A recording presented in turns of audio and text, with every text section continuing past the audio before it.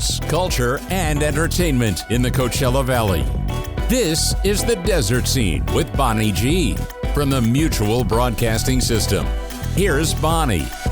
And welcome to The Desert Scene. Happy to have you here, and very happy to welcome to the show Dan Gelfand, who is the producer of Mid-Century Moderns, which is a show that either is about to or did have their, I think, 75th production show. Right, Dan? Tell us about, you're at Revolution now, and where can people see the show, and give us a little synopsis of the show for people who have not seen it. Well, if you have not seen it, tomorrow will be our 75th performance. And so we've been doing this off and on for 2 years now here in Coachella Valley. We are at Revolution Stage Company, which is a new theater that opened last October in the Sun Center Shopping Center in Palm Springs, which is where the Revival store is located. Mm-hmm. And PSA Air Bar is there as well, and a lot of other great businesses.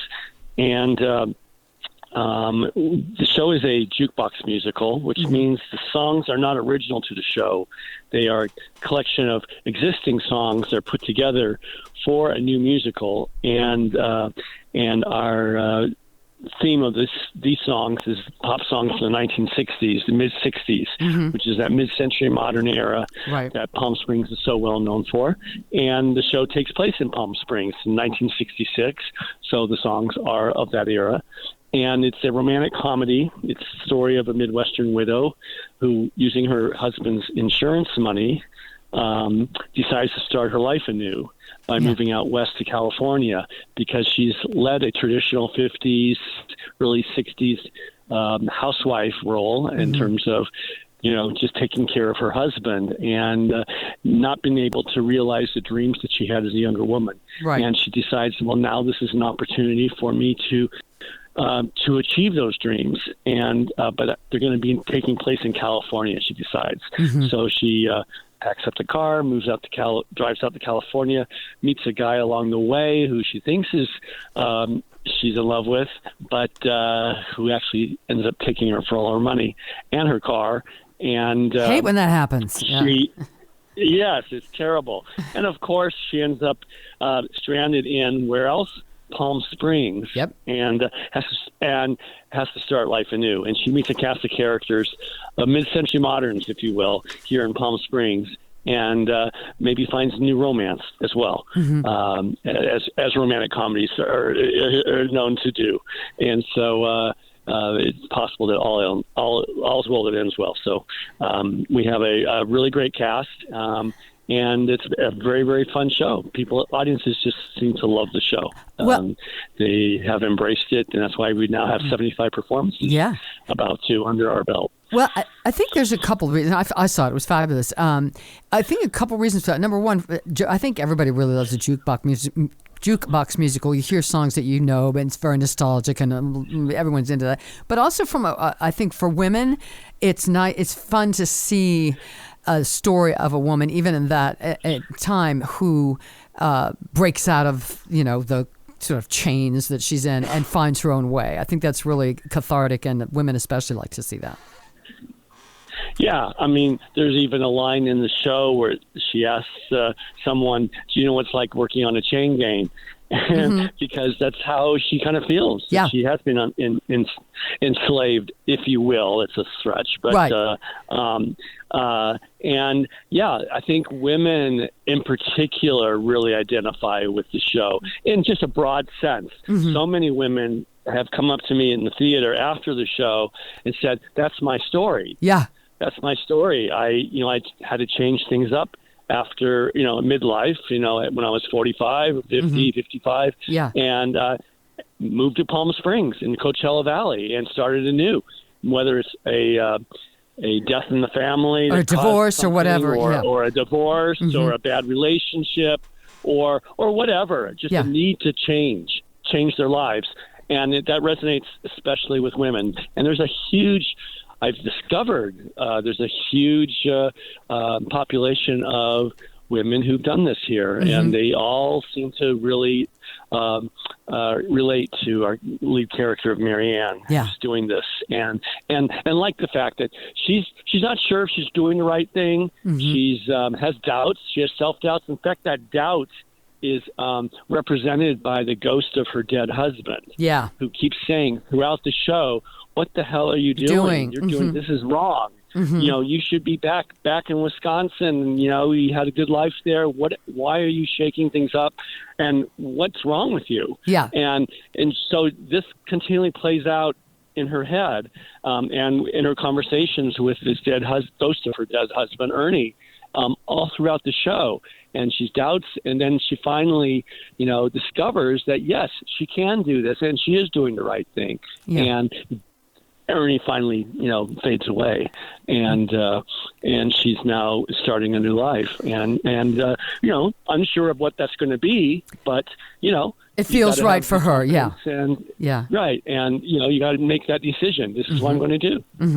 So tell us. Look, just throw out, if you would, throw out a couple of song titles in the show that people would know.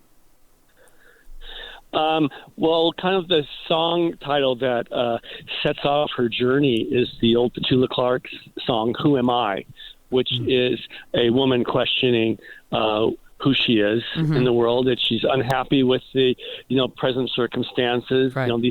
These empty streets are not satisfying to me, and everything, my dreams have been rained on by, and destroyed, and this questioning, who am I? Which for that time period is such an amazing song, right? To have happened, kind of radical at the time, very radical in the mid '60s, and then that became a hit even, and so that's kind of the underlying theme to the show is "Who Am I?" And then she has a couple of other signature songs. She at the end of Act One, her big song is "You Don't Own Me," which is kind of her statement of defiance and independence and self-confidence, which has always been that with that song, which is another '60s song that is interesting, that became such a big hit and continues to this day as a signature song for women. Absolutely. And then there's a song in Act Two, which is "Am I the Same Girl?" Yes, I am. Yes, I am. Where he's saying, "Who are you?" The ghost of his dead husband questions her. "Who are you? This is not the woman that I met, years ago." Right. And she says, "Well, yes, I am. I am the same person. You just didn't know me." Exactly. And I am the same person, and underneath, and it's just that we took a detour, and I led a life that really truly wasn't me. But I am the same girl, right? So that's a big number too. And but other more popular songs, "Windy" and "I'm a Believer" by the Monkees. Yes. I love the Monkees. Yeah. Do you find that two questions? A, do you find the audience sometimes singing along, and is that encouraged when they come see the show? Definitely. People sing along, especially "I'm a Believer." That seems like everyone knows the words to that song. Yeah. It's like it's ingrained in our subconscious, and you just can't help sing along to that chorus. It's such a catchy song.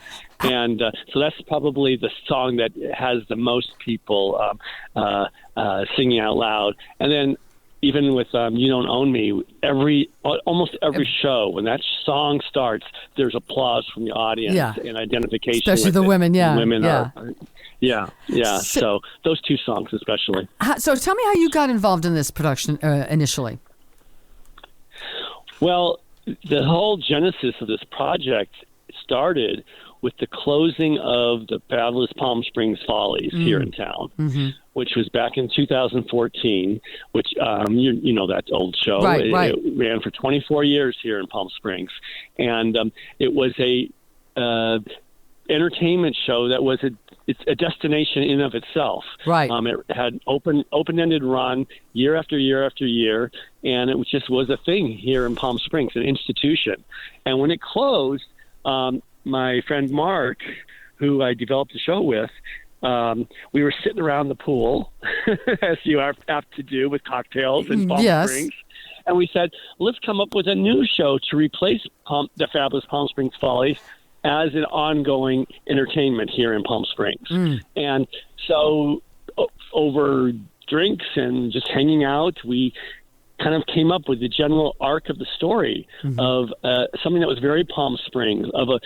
And both Mark and I have, can relate to Marianne, as most people in this whole valley. We're transplants. Yeah. We've moved here. And so we kind of said, let's do a story about a transplant coming to Palm Springs. And we said it in the mid-'60s because this is the modernism capital of the world, as they say. Yep. And we wanted a woman to be the central figure in the story because women really are the driving force of musical theater audiences. And so it's kind of, there's very much marketing involved with developing the show. Yeah. Palm Springs, mid-century modern, women, 60 songs. The Fabulous Palm Springs Follies was really music of the 40s for their audience, Right. their target audience for many, many years. And that audience is aged out, and now really our retiree audience here, demo here in the Valley is boomers. Right. And they grew up on 60s music. So hence 60s music. So it's really kind of geared to the audience that lives here in the Valley, which are boomers. Yeah. And so once we came up with the kind of the thematic arc of the story, then we plugged in songs that would advance this show.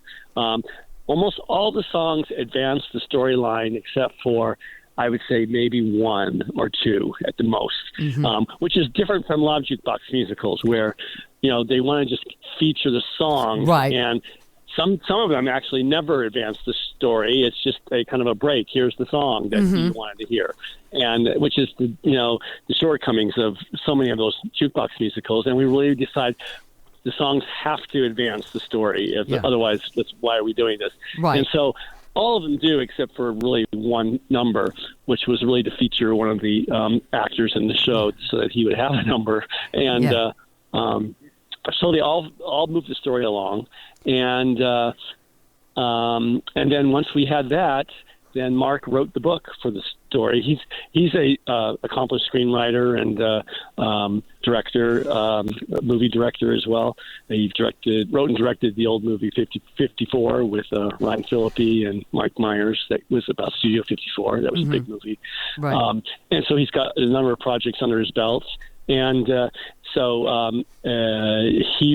this was his first book for a musical writing, and but he did that, and then he said, "I want to direct it." And so we did readings, but we weren't sure that this would resonate with people. We think it's a good show, but you never know. Anything that you create yourself, I think it's good, but will audiences respond? Who knows?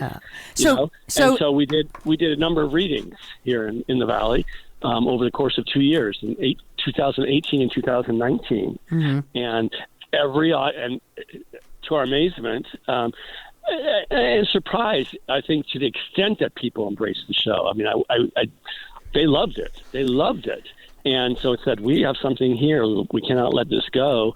And so but then COVID came along. We had a little interruption in terms of being able to get the actual show produced.